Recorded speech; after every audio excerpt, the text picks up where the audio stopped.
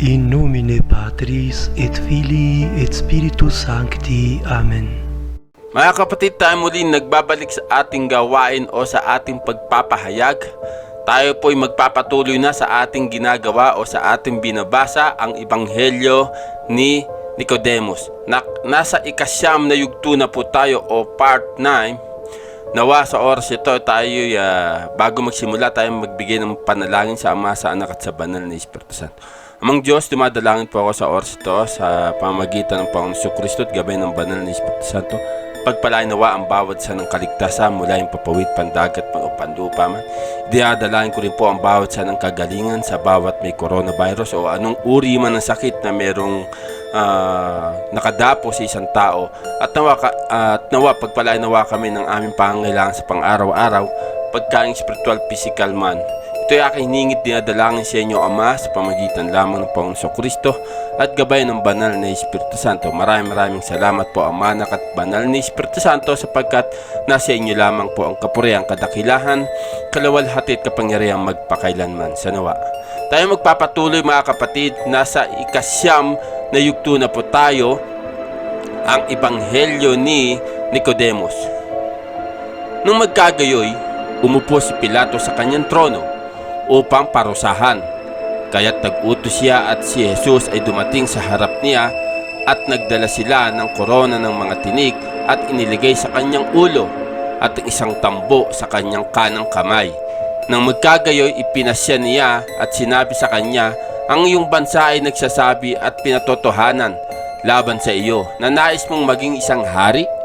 Kaya't inuutos kong talunin ka muna ng isang baras na 40 na atake gaya ng inuutos ng mga batas ng mga hari, at sila'y kanilang kukutyain at sa wakas na sila ay ipako sa krus.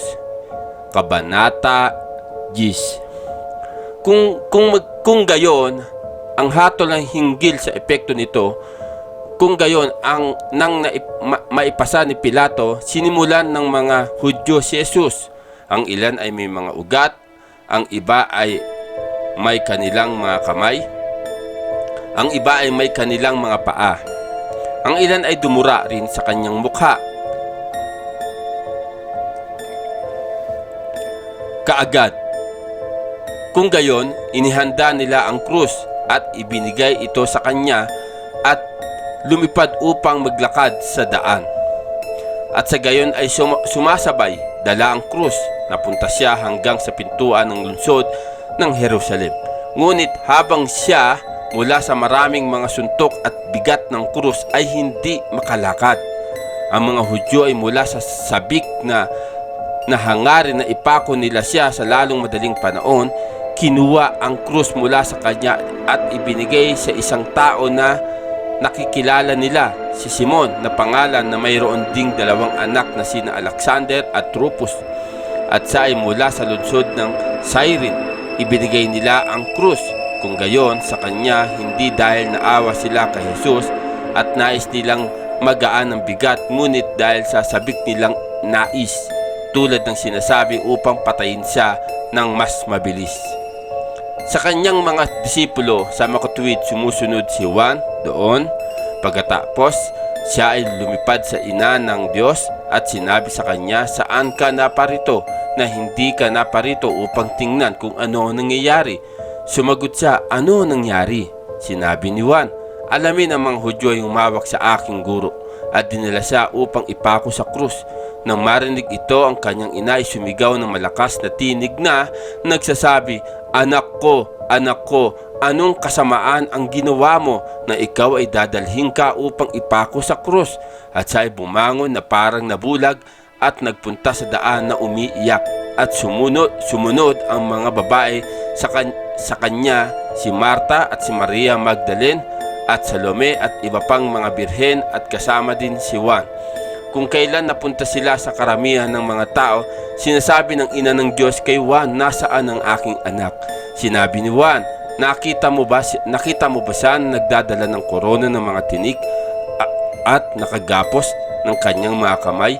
At ang ina ng Diyos ay naririnig ito at nakita siya nangihina at nahulog pabalik sa lupa. At naglatag ng malaking panahon at mga kababaihan na sumusunod sa kanya ay tumayo sa paligid at umiiyak. At sa sandaling siya ay muling nabuhay at bumangon, sumigaw siya ng malakas na tinig, "Panginoon ko, anak ko, saan lumubog ang kagandahan ng iyong anyo? Paano ako magtitiis na makita kang nagdurusa ng ganyan na bagay?" At ganito ang sinasabi, tinapik niya ang kanyang muka gamit ang kanyang mga kuko at binugbog ang kanyang suso. "Nasaan sila?" sinasabi niya. "Ang mabubuting gawa ng ginawa mo sa Judea, ano ang iyong ginawa sa mga Hudyo?" Kung gayon, nang makita siya ng mga Hudyo na nagdadalamhati at umiiyak, ay dumating at pinalaya siya sa daan. Ngunit hindi siya tumakas, ngunit nanatili na sinasabi, "Patayin mo muna ako, kayong mga walang batas na Hudyo." Pagkatapos ay nakakuha sila ng ligtas sa lugar na tinatawag na Kramnium na pinatay ng bato, at doon itinayo ang mga Hudyo ang krus. Pagkatapos ay hinubaran nila si Jesus at kinuha ang ng mga sundalo ang kanyang mga damit at hinati sila sa kanilang sarili, at kanilang isinuot siya ng isang balabal na pula at kanilang binuway siya at hinila siya sa krus sa ika-6 na oras ng araw. Pagkatapos nito ay dinala din nila ang dalawang magnanakaw, ang isa sa kanyang kanan, ang isa sa kanyang kaliwa. Pagkatapos, ang ina ng Diyos na nakatayo at nakatingin ay sumisigaw ng malakas na tinig na nagsasabi, "Anak ko, aking anak!" At si Jesus ay lumingon sa kanya at nakita si Juan na malapit sa kanya at umiiyak kasama ang iba pang mga kababaihan at nagsabi, "Narito ang iyong anak." Pagkatapos ay sinabi rin niya kay Juan, "Narito ang iyong ina." At siya ay umiyak ng labis na nagsasabi, "Dahil dito ay umiiyak ako, anak ko, dahil nagdurusa ka ng hindi makatarungan dahil ibinigay ka ng mga Hudyong walang sala. Kung wala ka, anak ko, ano ang mangyayari sa akin? Paano ako mabubuhay na wala ka? Anong uri ng buhay ang aking gugugol? Nasaan ang iyong mga alagad na pinagmamalaki na sila ay mamamatay kasama mo?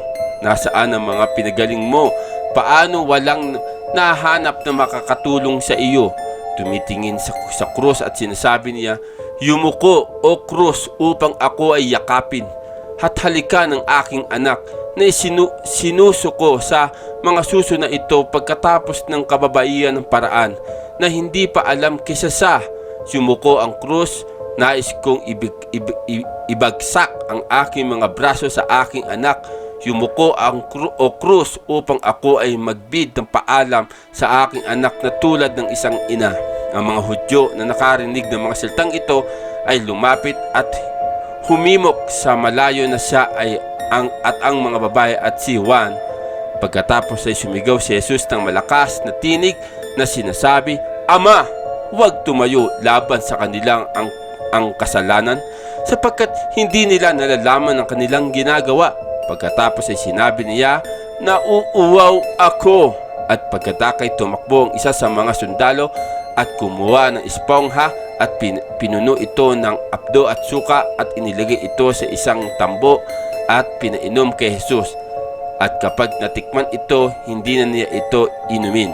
At ang mga Hudyo ay nakatayo at nakatingin sa kanya, ay pinagtatawanan siya at sinabi, "Kung tunay mong sinasabi na ikaw ang anak ng Diyos, bumaba mula sa krus at agad upang kami ay maniwala sa iyo."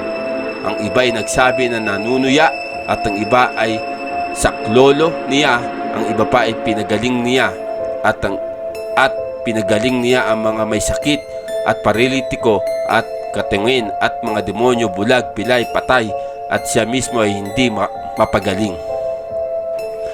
Sa parehong paraan din, ang magnanakaw na pinako sa kanyang kaliwang kamay ay nagsabi sa kanya, "Kung ikaw ang anak ng Diyos, bumaba ka at iligtas mo ang iyong sarili at kami." At kanyang pangalan ay Gistas Siya ay naipinako sa kanan. Si Dismas na ipangalan ay nagwika ng magnanakaw na nagsasabi, "O taong mapagkamustahan at kahabag-kahabag na tao, hindi ka ba natatakot sa Diyos? Nagdurusa kami ng nararapat na parusa sa kung ano ang nagawa namin. Ngunit ang taong ito ay hindi gumawa ng kasamaan." At lumingon kay Jesus at sinabi niya sa kanya, "Panginoon, kapag maghahari ka, ay huwag mo akong kalimutan." At sinabi niya sa kanya, "Ngayon, sinasabi ko sa iyo ang katotohanan. Magkakaroon ako sa iyo sa paraiso kasama ako." Kabanata 11. Pagkatapos, si Jesus ay sumigaw ng malakas na tinig, "Ama, sa iyong mga kamay ay ibibigay ko ang aking espiritu." Huminga ng kanyang huli at kaagad nakita ng isang tao ang pag-upa ng mga bato sapagkat nagkaroon ng lindol sa buong mundo. At mula sa lindol na naging marahas at mahusay, nag-abang din ang mga bato at ang mga libingan ng mga patay ay nabuksan. At ang kortina ng templo ay nawasak at may kadiliman mula sa ika-6 na oras hanggang sa ika-9. At mula sa lahat ng mga bagay na nangyari na ang mga Hudyo ay natakot at sinasabi, "Tiyak na ito'y isang makatarungang tao." At si Longinus na senturyon na nakatayo sa tabi ay nagsabi, "Tunay nga itong isang anak ng Diyos." Ang iba ay dumarating at nakakita sa kanya, pinalo ang kanilang mga suso sa takot at muling tumalikod. At nakita ng senturyon ang lahat ng mga napakagandang himala na ito at umalis at isinumbong sila kay Pilato. At nang siya ay makarinig, nagtaka siya at nagtaka at mula sa kanyang takot at kalungkutan ay hindi makakain o uminom sa araw na iyon. At nagpadala siya ng paunawa at lahat ng Sanhedrin ay lumapit sa kanya sa sandaling ang kadiliman ay lumipas at sinabi sa mga tao, "Alam mo kung paano naging madilim ang araw. Alam mo kung paano nasira ang kortina. Tiyak na nagawa ng maayos na hindi ako pumayag na patayin ng mabuting tao." At sinabi ng mga salarin kay Pilato, "Ang kadiliman na ito ay isang liwayway ng araw, tulad na nangyari sa iba pang mga oras." Pagkatapos sinabi nila sa kanya, "Pag pinagdiriwan namin bukas ang pista ng tinapay na walang lebedura at pinamamanhik namin sa iyo, yamang ang napako sa krus ay huminga pa rin ng kanilang mga buto ay masira at upang sila ay ibaksak." Sinabi ni Pilato, "Mangyayari," kaya't nagpadala siya ng mga sundalo at tatagpuan nila ang dalawang magnanakaw na humihinga pa at nabali ang kanilang mga paa, ngunit ang matagpuan si Jesus ay patay na. Hindi nila ito hinawakan maliban kung isang kawal ay tinagpi siya sa kanang bahagi at kaagad lumabas ang dugo at tubig. At habang ang araw na paghahanda ay pagpapalapit na sa gabi, si Jose ay isang taong na may panganganak na mayaman, isang taong may takot sa Diyos na hinahanap si Nicodemus, na ang damdamin ng kanyang naunang talumpati ay nagpakita. Sinabi sa kanya, "Alam ko na mahal mo si Jesus nang nabubuhay." At galak narinig ang kanyang mga salita. At nakita ko pakikipaglaban ka sa mga Hudyo dahil sa kanya. Kung gayon, tila mabuti sa iyo pumunta tayo kay Pilato at hilingin ang bangkay ni Jesus para ilibing. Sapagkat ito ay isang malaking kasalanan para sa kanya na hindi nagsisinungaling. "Natatakot ako," sabi ni Nicodemus. Baka magalit si Pilato at may masamang kasamaan na dapat mangyari sa akin. Ngunit kung ikaw ay mag-iisa at magmamakaawa sa mga patay, at kunin mo siya at sasabay din ako sa iyo. At tutulungan kang gawin ang lahat ng kailangan para sa libing." Na magkagayon nagsilta si Nicodemus at tinuro ni Jose ang kanyang mga mata sa langit at nanalangin na hindi niya mabibigo sa kanyang kahilingan na siya'y umalis kay Pilato, at pinati siya at umupo. Pagkatapos ay sinabi niya sa kanya, "Humihiling ako sa iyo, Panginoon ko, na huwag magalit sa akin.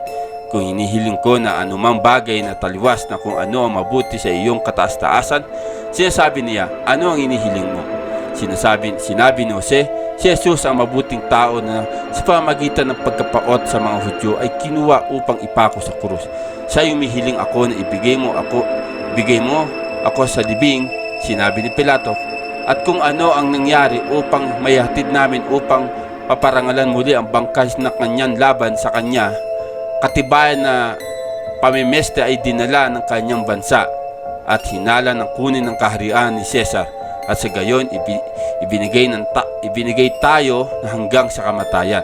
At si Jose na umiiyak at sa labis na kalungkutan ay nahulog sa paanan ni Pilato na nagsasabing, Panginoon ko, huwag maglagay ng kapuotan sa isang patay. Para sa lahat ng kasamaan na nagawa ng isang tao ay dapat mamatay kasama niya ang kanyang pagkamatay. At nalaman ko ang iyong kataas-taasang gaano ka kasabik na si Jesus ay hindi dapat ipako sa krus, at kung gaano mo sinabi sa mga Hudyo na para sa kanya.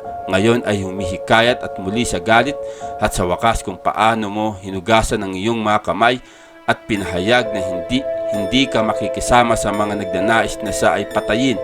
Sa lahat ng mga kadahilanan na humihiling ako sa iyo na huwag mong tanggihan ang aking hinihiling.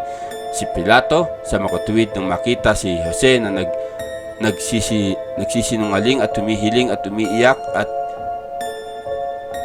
binuhay siya at sinabi, humayo ka, ibibigay ko sa iyo ang patay na tao, dalhin mo siya at gawin ang iyong nais. At pagkatapos ay pinasalamatan ni Jose si Pilato at hinalikan ang kanyang mga kamay, at ang kanyang mga kasuotan ay lumabas na nagagalak talaga sa puso na natamo sa kanyang pagnanasa. Ngunit may dalang luha sa kanyang mga mata. Gayon din, kahit nalulungkot at natutuwa siya, dahil dito'y umalis siya sa Nicodemus at siniwalat sa kanya ang lahat na nangyari. Pagkatapos ng bumili ng mira at alak ng 100 libra at isang bagong libingan, sila ay kasama ng ina ng Diyos at si Maria Magdalene at Salome, kasama si Juan at ang nalalabi sa mga kababaihan ay gumawa ng kaugilian sa katawan na may puting lino at inilagay sa libingan. Mga kapatid, tayo hihinto sa 9 na yugto at tayo magkakaroon ng 10 yugto. Nawa, sa oras na ito tayo magpasalamat sa Ama, sa Anak at sa Banal na Espiritu Santo. Itong binasa natin sa oras na ito sa Ebanghelyo ni Nicodemus, 9 na yugto, nagpapatunay lamang na maliwanag, no, na si Pilato ay walang kasalanan o hindi niya ninais na ipapatay ang Panginoon Kristo sa krus. Bagamat kailangan masunod ang nasusulat, ginawa na lang niya yung gusto ng mga matatandang pari o yung mga pinuno ng pari, si Caiphas at saka itong isang pari pa. Pero nawa, sa oras ito yung tayo magpasalamat sa Ama, sa Anak at sa Banal na Espiritu Santo, na sa inyo lamang po ang kapurihan, kadakilahan, kalawalhati at kapangyarihan magpakailanman sa nuwa't sa nuwa.